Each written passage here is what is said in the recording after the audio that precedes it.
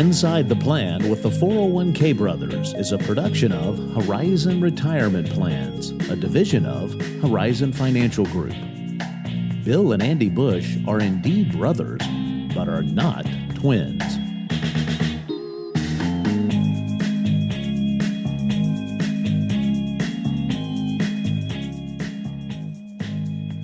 Hello, everybody. Welcome to Inside the Plan with the 401k Brothers. I'm Brother Bill. And I'm Brother Andy. Andy, as we speak and sit and enjoy this conversation here today on a very hot August afternoon. It is 100 degrees outside. We're anticipating something.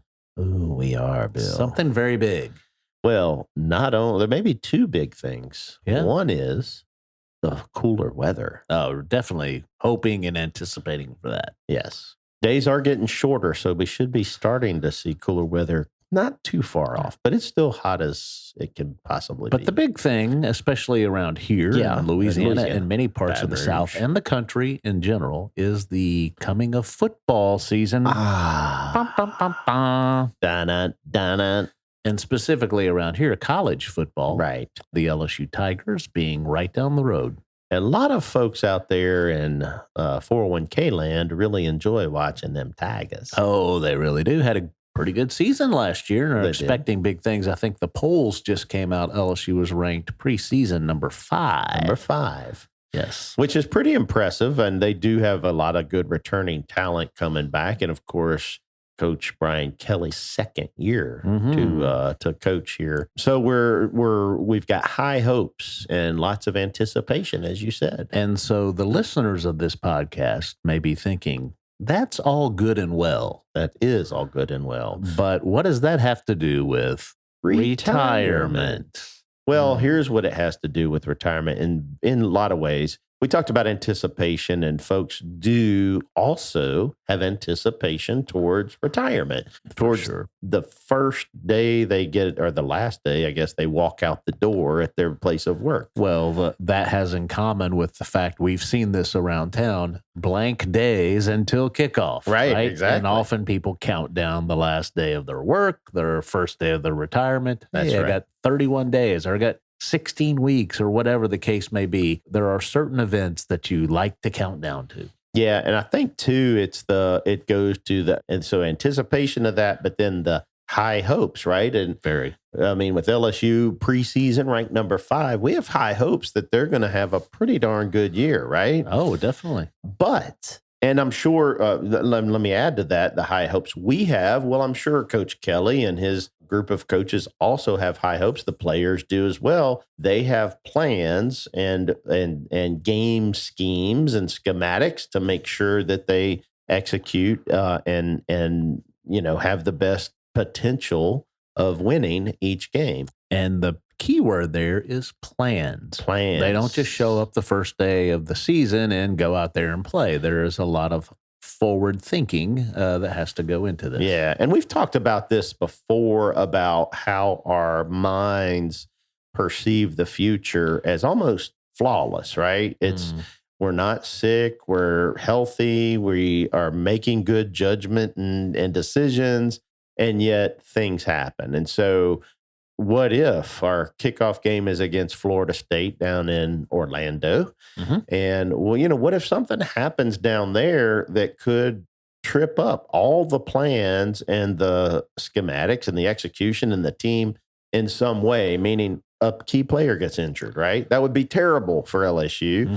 But that kind of stuff also, things happen, right? And you've got to almost plan for those. So I believe your first major point of this podcast would be, there are plenty of points. Just like football seasons, retirements often don't go as planned. Yeah, that's right. And so we were looking at some of these thoughts of why folks in retirement might have to work, right?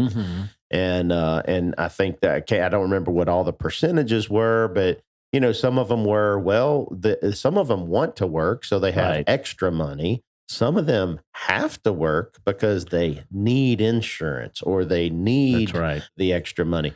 And so things do happen, and you almost, unfortunately, when you are planning, it can't be with only high hopes. That's correct. And rose-colored glasses. It's got to be with a pinch of reality that what we say often is, hey, you can plan for the things that go right in your life once you plan for the things that can go wrong. Right. And so you got to, not to be morbid, but you've got to plan that something could trip this deal up. Yeah, that's for sure. And so just like football teams, Yes, you hopefully have good coaching along the way. well, that's right. And so definitely you want to have great guidance, and kind of similar to the quarterback, right? You look at a quarterback in a stalled series, he comes back to the sideline and he's either on the phone or he's looking at an iPad with film to see what did he miss? Yeah. What did he not see? And it's a continual learning curve for them to always pick up those blind spots, right? Yeah. And so the same thing with any individual investor or any individual couple or couple together is making sure you have somebody that can show you your blind spots when it comes to your financial planning. Andy, another thing about football is you want the best players on the field. Oh, absolutely. And I mean, when we think about that, when it comes to planning for retirement, it's making sure that all the investment vehicles that you have are the best ones you could have, that they're all moving towards the same goal of maybe they have different elements to them, and features to them, but you want to make sure that there's no excessive risk out there for you, or that there's lack of any risk. You want to make sure that you have parts of your portfolio that are growing for you over a long period of time, and parts that are a little more secure, so that when we do have fluctuations in the market and that it tends to move down at times, that you're not out over your skis, so to speak. Yeah, I think a good goal for someone looking at retirement is, how do I preserve purchasing power? Yeah. Right? That's how do I beat inflation consistently over time with taking the proper amount of risk, right? Yep. That you're comfortable with. Yeah, there's no doubt. And so it's the same thing for instance, the football team has a quarterback. And if you've got two different quarterbacks vying for the same position, one that's aggressive and one that's maybe less aggressive, it could cost you to have a player that's more aggressive as a quarterback, because they could throw the ball into the hands of the enemy, and that could put you in a bad position. So I think it's always important to kind of know what your balance is and know the tools you have. I mean, the LSU football coaches have a sideline full of players that are all very talented and capable, but they also have mindsets about them and the way they carry themselves on the field that may or may not allow them the chance to ever see the field. Yeah, and so you did mention also you can get too conservative too early. Yep. Just thinking, gosh, I need to. I've reached this number, and that's what I need to stay at, and that can not be a good thing as well. Yeah, I think you look at offensive arrangements, where you've got passes and runs, and to be conservative would be running the ball pretty much every time, and the opposing team is going to sniff that out pretty easily, and they're gonna slaughter you, because they'll be able to crush you down. And likewise, if you're passing all the time, there's a good chance that there's never been a quarterback that's had 100% completion percentage. And so you're going to miss some are going to get tipped and intercepted. And so same thing when it comes to having that balance with your investments, just making sure that you're not being too conservative. You're not punting on second down and throwing it all away, but you're also not being too risky. Oh, let's go to this then in terms of time. Yep. Because you could actually be in retirement a long time. Yeah. Folks that are retiring, in the mid 60s, they could be in retirement easily 25 years. Yeah, no doubt. And you've got a plan for that. And so not all games are 60 minutes. They can go into overtime, right? And so there are average life expectancies, but you may live well beyond that life expectancy. And so how are you going to pay your bills if you're still breathing at 85 or 90 or 95 or 100? And I think another thing goes to the quality We talked about a lot of financial things, but it's also, what do you want to do? How do you want to enjoy this thing called retirement? Hopefully you're out able to go to your favorite sporting events and plan for those things and have some purpose and do other things like that. Yeah, there's no doubt. I had lunch with a good friend of mine who is retired and been retired since 2019. Mm. And a previous conversation, I had mentioned something about, the purpose, and things like that in retirement. And he just made mention of it in that previous conversation.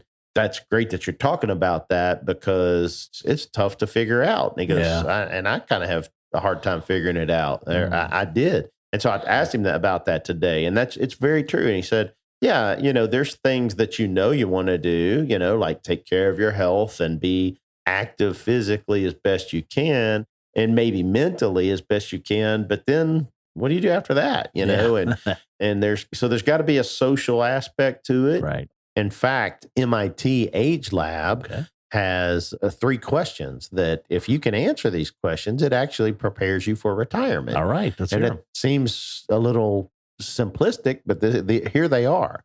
One is, who will change my light bulbs? Mm. Because I think the answer there is at some point you're not going to be able to. You're not going to want to get up on a ladder and go up and change a light bulb. And so who's going to do that? Mm. Number 2 is, how will I get an ice cream cone? How will I get an ice cream cone? And so it speaks to, that's a treat. That's something nice. Maybe it's transportation to get there, but affording also it. That's the other side, is affording it. And then the third is, who will I have lunch with? Mm. And so that is the social aspect of retirement, is making sure that you're still interacting.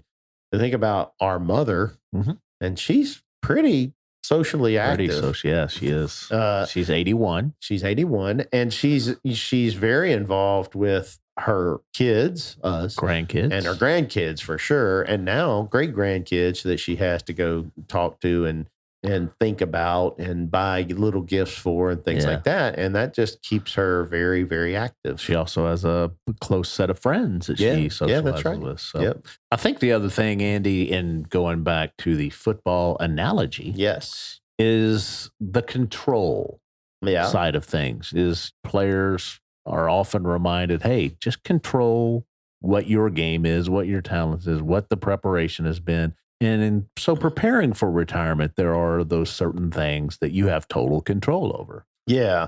And I think the piece there is specifically not letting your emotions get the best of you. And that's usually what happens to players, is the emotions get the best of them. Well, I think in retirement, you definitely have control of your spending, right?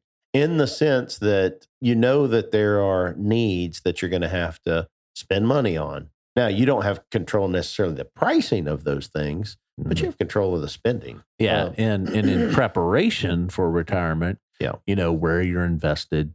Yeah. You don't have any control over the market returns. Not at all. You don't have any control over the policies of taxation or what's the latest thing coming down Capitol Hill. As the Secure Act was just passed, for instance, within the last year, at the end of last year. And so no control over that, but you do have total control over how your asset allocation is set up, what sort of risk you want to take in that, in your investments, and how much you're able to save. Yeah. And also, as you mentioned, the spending part. Yeah. And I think that's important. I mean, it's don't let the tail wag the dog, in the sense of don't let your spending tell you where your money goes. You have control of it. It might take some modification, and it might take some tempering to bring your spending habits down, but they are habits. And you can control those. You can take tiny steps and ultimately get to the point where your habits are very strong. You mentioned earlier, the older folks working in retirement. And so I do have some stats real quickly. And this comes from the Bureau of Labor Statistics. It's a good place for it. Yeah. So in 2021, 9% of the workforce was made up of people 75 and older. Okay. They expect, their projections are by the year 2031, so 8 years from now, that'll bump up to 11%. Okay. So more people above age 75. The cohort 65 to 74 in 2021 was 26% there, and they expect that to bump up to 31% by 2031. Yeah. So, and you mentioned a lot of the different reasons. One of the wants that's listed is to stay active and be involved, enjoy the work part. Our mom did that for several years, She did. past retirement age. So, Yep. And so there's a lot of different reasons to want to stay active. In fact, I had dinner with one of our advisors who's turning 80 this week, and he actually made the comment. He's talking to me and my son who's 21. Matter of fact, they share the same birthday, and Nate will turn 22. And he basically told both of us. He said. Stay active. Keep going, because the day you kind of stop doing what you love doing and pivot or shift to not doing that is the day you can potentially decline. And you got to be active with something. And so maybe it's you do retire from one thing to be purposely active in another thing, and that's fine. But it's retiring to no plan. That's the terrible thing. That's the thing that you hear about people that retire, and within 2 years they're gone, and it's because they haven't planned for how they're going to use their time and what's going to give their life meaning as they get past this work stage. that sounds a lot like showing up at a football game without a game plan. That's exactly right. That would be a pretty terrible football game to watch. It would be a street ball of football. So anyway, that's going to wrap up our little conversation as we prepare for football season. Yes. Around here. Pretty exciting time. Yep. And hopefully the notion of retirement planning gets a little more exciting for you. It is something that a lot of folks do look forward to. They've worked a long time and accomplished a lot of things and want to do it right. Yeah, no doubt. And it just takes a little bit of thinking forward of what that might look like, start to paint some of the pictures, the high hopes side, but also the bumps in the road side. Little realism. Yeah, that's right. And so if you do that, I think you'll be in a better position to take it on as it happens. Well, if you need to discuss any of this with Andy or myself, just reach out to us here at Horizon Financial Group. My email is bbush@horizonfg.com. And you're Bill, right? I am Bill. Okay. And I'm Andy, and I'm abush@horizonfg.com. Yeah. It's a system. It is a system. And that's going to wrap up this edition of Inside the Plan with the 401k Brothers. I'm Brother Bill. And I'm Brother Andy. We are brothers, but not twins. The opinions of the hosts and guests of this podcast are for general information purposes only and are not to be construed as specific advice or recommendations for any individual. You should consult with a qualified financial professional to determine what is appropriate for you. The advisors of Horizon Financial Group offer securities and advisory services through Cetera Advisors, member FINRA SIPC. Cetera Advisors is under separate ownership from any other named entity. Horizon Financial Group, 8280 YMCA Plaza Drive, Building 5, Baton Rouge, Louisiana, 70810. Advisors of Horizon are registered representatives of Cetera Advisors, a broker-dealer and registered investment advisor.